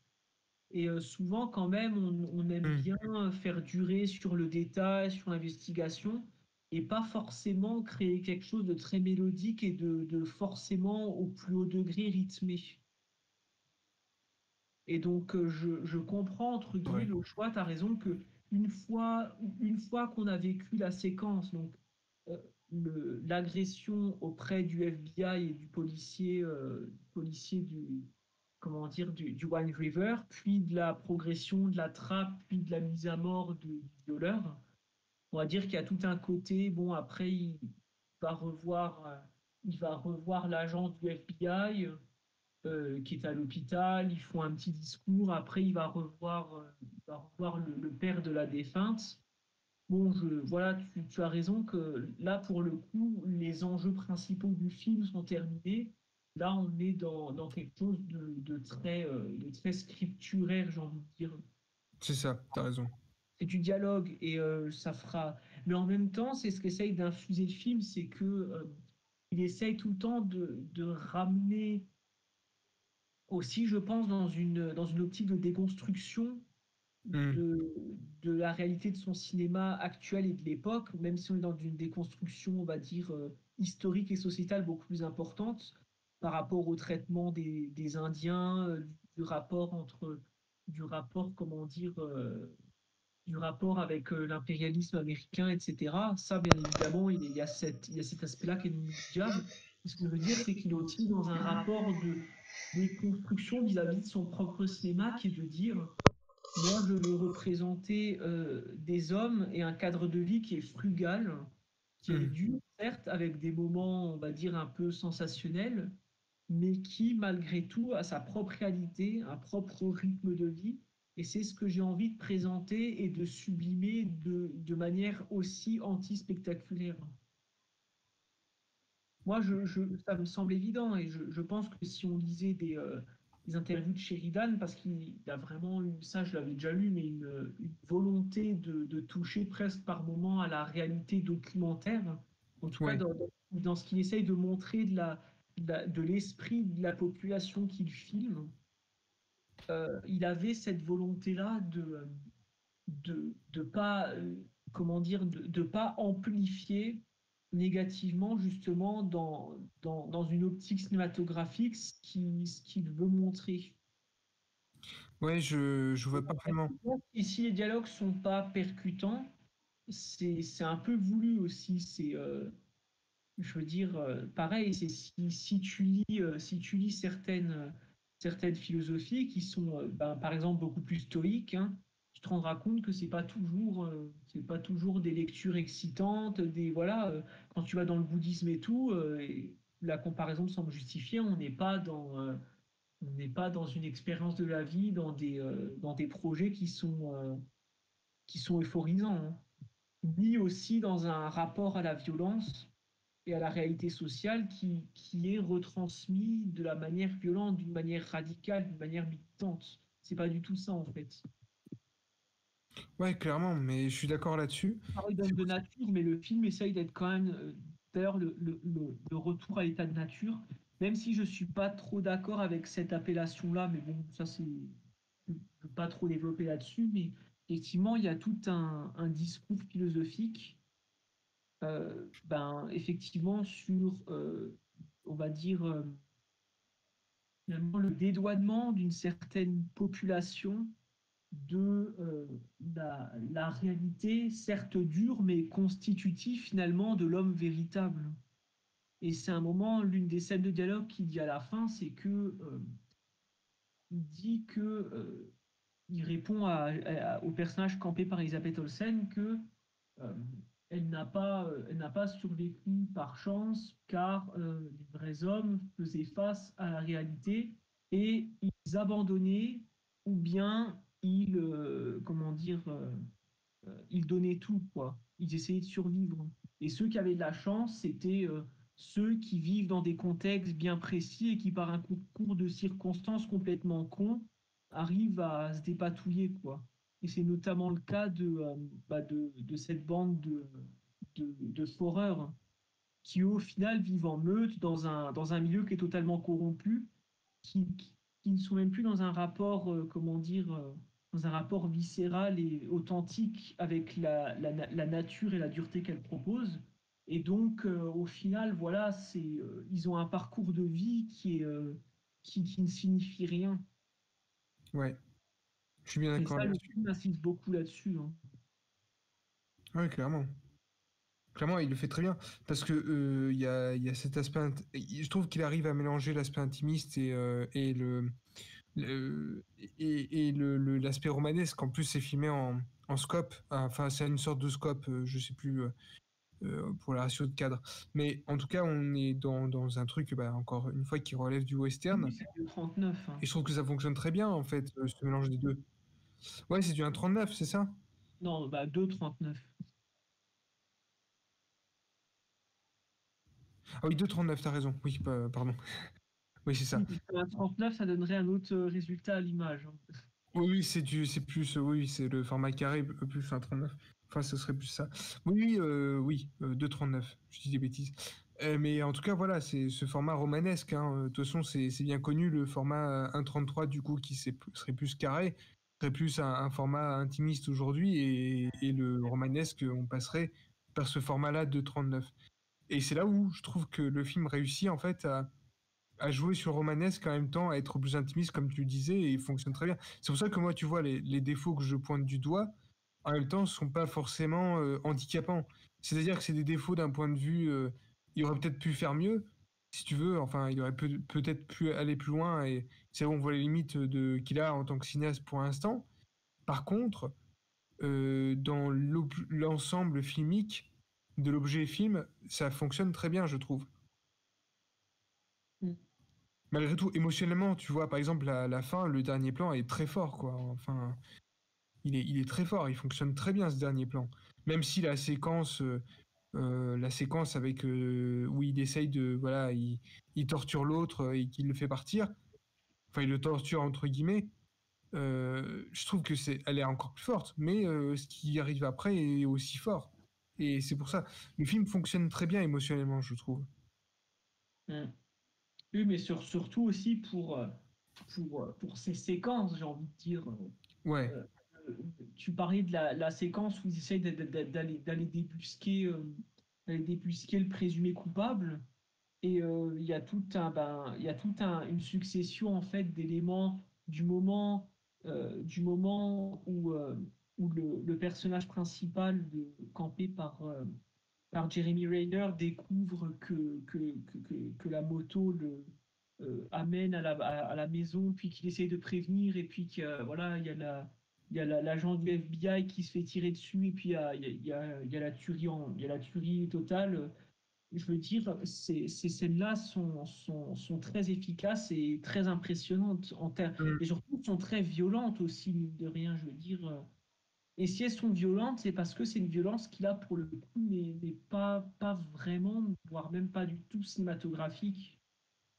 Tu parlais de, bon, bien sûr, cinématographique dans le sens où c'est filmé, donc je veux dire, tu les vis d'un certain point de vue, certes, mais quand je dis que c'est pas cinématographique, c'est que là, c'est une violence qui, dans sa dureté, en tant qu'elle est représentée comme ça, nous touche. Genre, il n'insiste pas sur les effets de style qui viendraient, notamment les effets de caméra, qui viendraient plus que ça nous retransmettre une violence.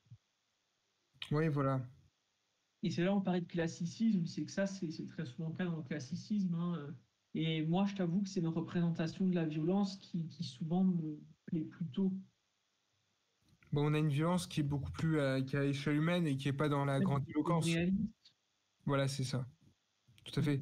Bah, rien que pour la séquence, moi je trouve la séquence impressionnante parce qu'on a ça tire de partout, on est perdu, on s'y attend en plus, hein, ce qui se passe, ce qui est cette fusillade. En plus, on a ce plan voilà, qui est très bien fait, moi je trouve, où on nous fait croire en fait que le type qui va ouvrir la porte, en fait, c'est bien le type qui vont chercher parce qu'on connaît pas le physique en fait du cadavre qui est tendu sur la neige, qui est censé être le mec de la défunte. Et en fait, on se rend compte que c'était un flashback. Et moi, je trouve que le flashback est très bien, très très bien inclus dans cette séquence. Ouais, peut-être là encore une fois de manière simple, hein, c'est pas un coup de Ah oui, oui, génie c'est très simple, hein. bizarre, mais, mais c'est vrai qu'encore une fois, dans la continuité de ce qu'il essaye de montrer, c'est un bon effet de transition, et surtout c'est un effet de transition qui est brutal. Clairement. Je veux dire la séquence est assez courte, hein, je pense pas qu'elle dure plus de 5 minutes, hein. Euh, Non, non, elle est pas très longue, ouais. donc c'est pour ça aussi que c'est un moment qui est très impactant, même si la séquence là, c'est pas forcément celle que je retiendrai le plus, hein. Ouais, Et d'ailleurs, je trouve on- on retient du film une certaine globalité, et c'est encore une fois ce qui confirme le travail du scénario de Sheridan, voilà, mais qui retransmet une globalité qui est aussi un avantage, parce que ça, on a déjà eu l'occasion d'en parler dans différents lives, et je pense qu'on en reparlera plus tard. T'as parfois ces films beaucoup plus euh, expérimentaux qui sont éparses dans leur manière de déployer un relief, dans leur mise en scène, dans leur thématique, etc. Là, justement, il y a une certaine fluidité qui permet au récit de s'appréhender facilement et par là pleinement. Et ça, c'est un truc qu'on retrouve ben, très souvent dans les polars, quoi. Souvent, les auteurs de polars, ils sont quand même un peu maniaques et tout. Ils aiment bien la lisibilité quand on rend compte de la progression dans l'enquête, de la découverte des crimes, quand on essaye d'imbriquer les différentes pièces pour revenir de manière très claire au noyau de l'intrigue qui explique l'ensemble. Voilà. Et ça, on le retrouve bien dans le film, ce qui permet d'avoir une lisibilité. Et d'ailleurs, quand on sort et quand on a l'après-visionnage, le film est assez clair, je trouve.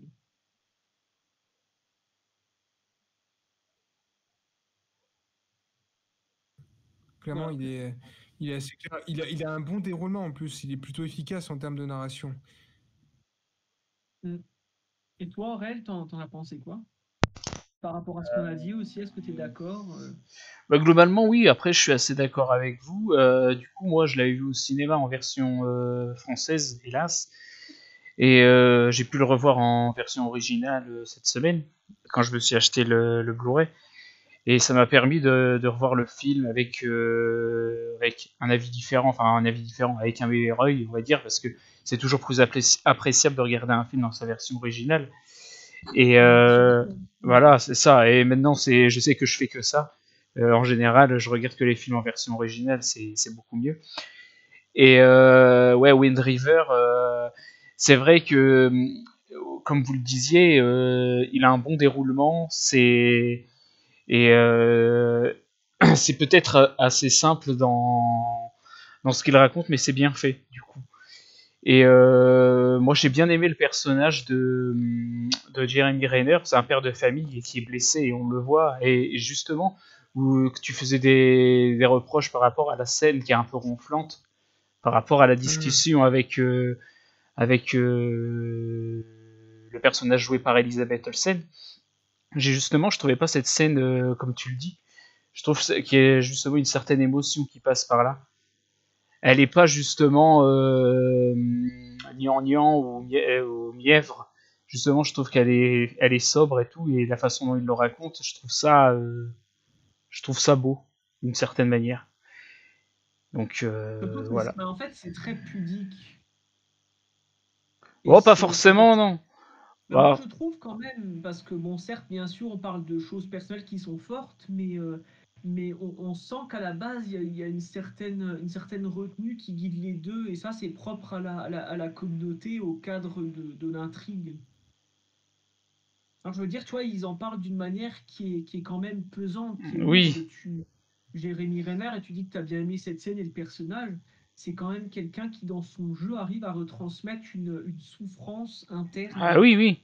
Mais assez, assez forte. on le voit durant tout le film qu'il souffre de toute façon. Et puis même, il avait suivi des groupes de parole où il dit à un moment à son ami indien que la douleur, elle s'en va jamais en fait. Elle est toujours présente. On vit avec, on arrive à s'y faire de la douleur, mais la douleur, elle Ouais, s'en c'est va. ça. Et que si tu essayes, si t'essayes de l'effacer, tu oublies tous les moments de joie qui l'ont précédé, en Voilà, fait. c'est ça. Tu essayes de la refouler. Oui, voilà, c'est ça. Mm. Et Mais ouais, oui, vas-y. et c'est d'autant plus en fait ces moments touchants où et le personnage blessé qui m'ont intéressé dans le film. C'est plus ça en fait. Et Mhm. mais après Moi aussi. l'enquête est quand même assez intéressante parce que tu parlais de la scène de la fusillade qui est quand même une des scènes et que je dirais qui est même la scène la plus intéressante du film en termes de en termes d'action dans l'enquête parce elle est assez soudaine même si il y a le flashback qui déboule juste avant et qui nous donne un petit peu un avant-goût on va dire parce qu'on reconnaît du coup les coupables qui les précèdent. On reconnaît d'après les visages, on reconnaît qui sont ceux qui sont impliqués un petit peu dans l'agression. Et après, bah, quand ça éclate, ouais, t'es un peu surpris quand même, parce que tu sais pas de quelle manière ça va arriver. Mais voilà, j'ai bien aimé ce moment-là. Ouais, c'est un moment assez intéressant. Et puis bah, la scène est aussi brutale, la scène où il met à mort, on va dire, le coupable, qui est une scène aussi assez forte, mais qui n'est que justice après tout, et qui le mérite. Et puis bah, la scène aussi qui est assez touchante à la fin, à la toute fin, avec Elisabeth Olsen qui est à l'hôpital.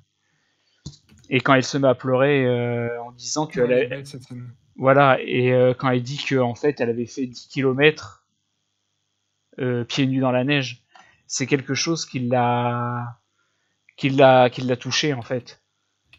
Et elle le fait savoir à cette scène précise en fait.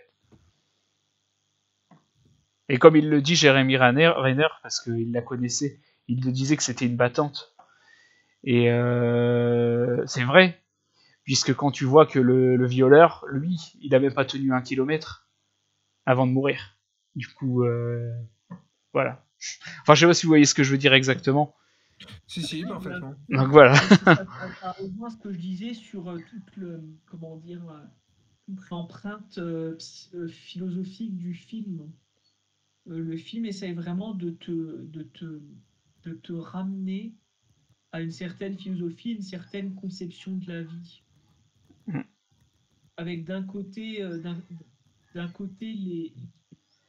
les bons qui essayent toujours de faire face aux difficultés, qui n'abandonnent jamais, qui connaîtront certaines difficultés, des faiblesses, qui n'abandonneront pas, avanceront, se combattront.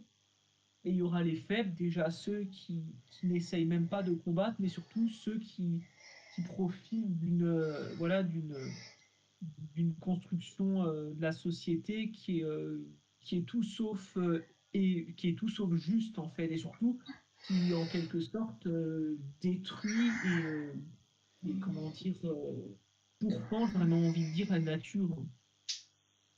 Et c'est ce que tu dis au niveau des scènes de Jeremy Renner qui essaye de ramener à son émotion et au discours par rapport à sa comment dire, c'est. Bah non, en fait, c'était pas sa belle-fille, mais voilà, c'était la fille de son ami.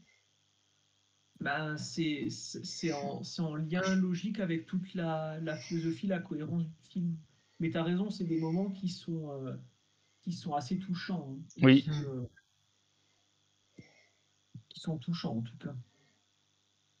oui, effectivement.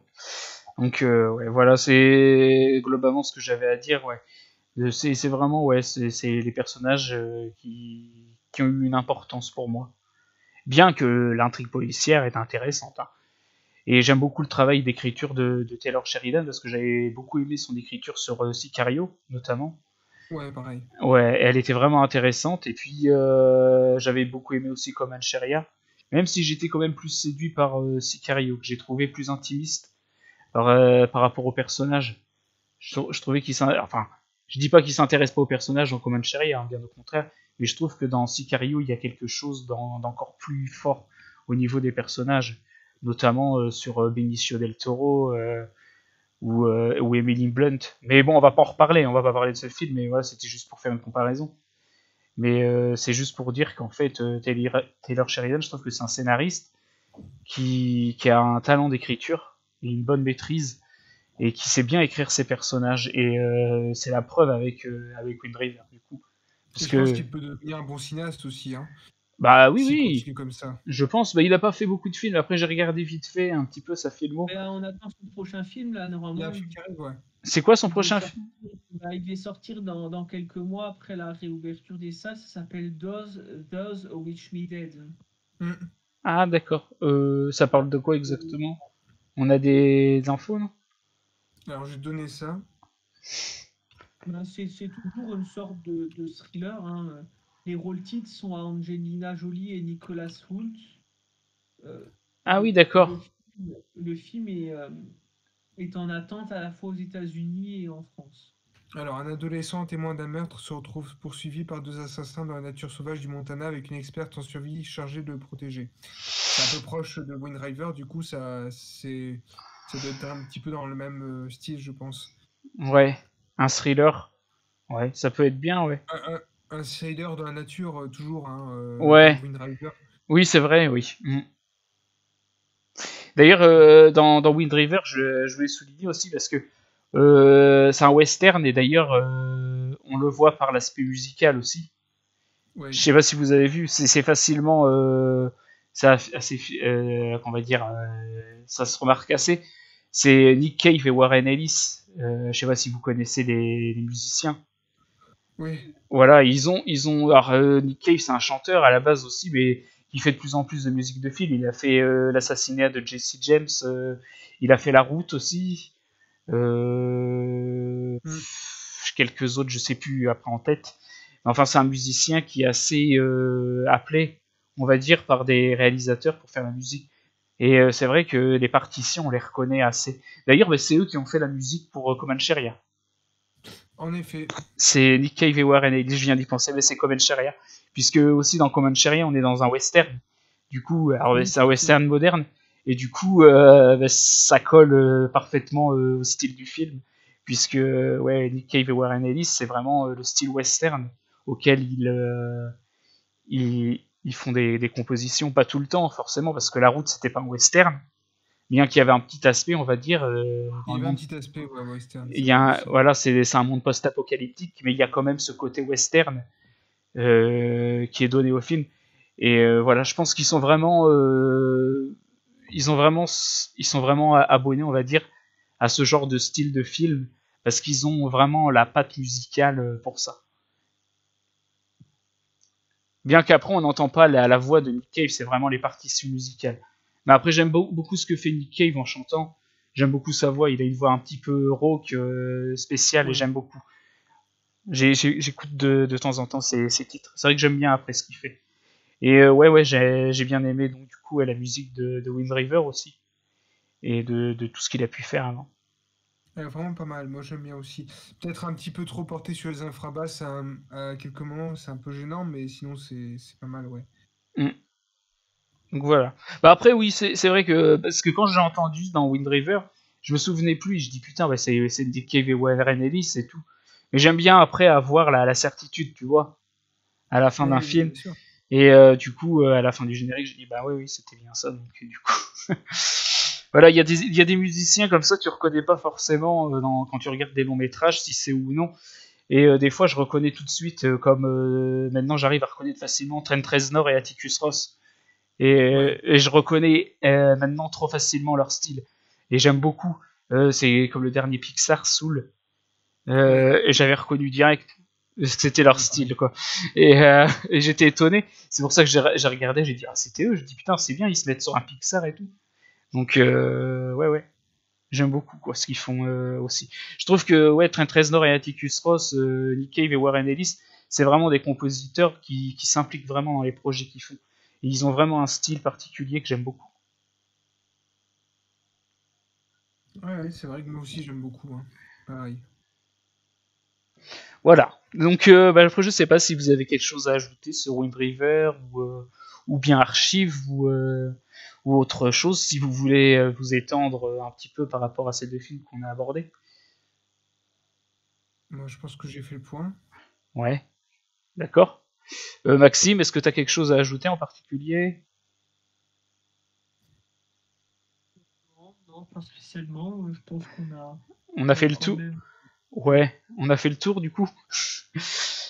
D'accord. Bon, bah du coup, pour conclure, je vais quand même donner les dates des prochaines émissions.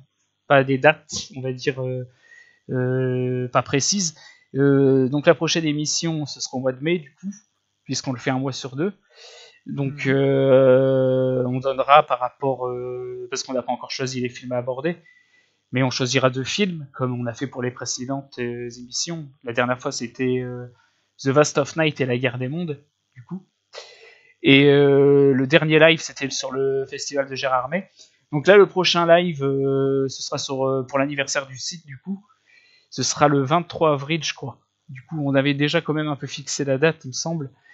Donc, ce sera dans les alentours du 23 avril. Du coup, on a déjà un sujet, mais je pense qu'on va s'étendre sur d'autres sujets parce que bon, ce serait intéressant. On va parler déjà de Justice League, je pense, parce qu'il y en a pas mal qui voulaient en parler, qui l'ont vu déjà, notamment Lionel et Valentin, moi-même d'ailleurs. Donc on a déjà vu le film, et puis je pense que c'est intéressant d'y revenir. Et puis on choisira d'autres sujets à discuter, parce qu'il y a pas mal de films, je pense, à aborder, même si les salles sont fermées. Donc voilà. Voilà, c'est tout ce que j'avais à dire en fait à ce sujet-là. Un mot de la fin ou on arrête comme ça?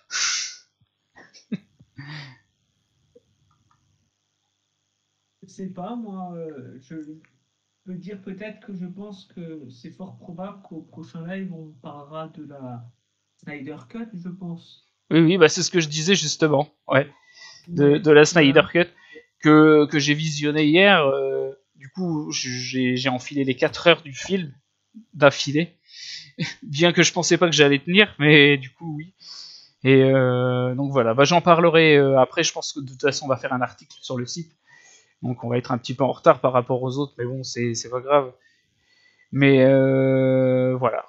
Comme ça, on aura déjà un premier avis avant d'en parler en live au mois d'avril. Voilà, donc on se retrouve au mois d'avril pour la prochaine, au mois de mai pour la prochaine émission, et puis pour le live le mois prochain, au mois d'avril. Bonne journée à tous, et puis à très bientôt pour une nouvelle émission. Ciao, ciao, salut, Ciao, à très salut, bientôt. à bientôt.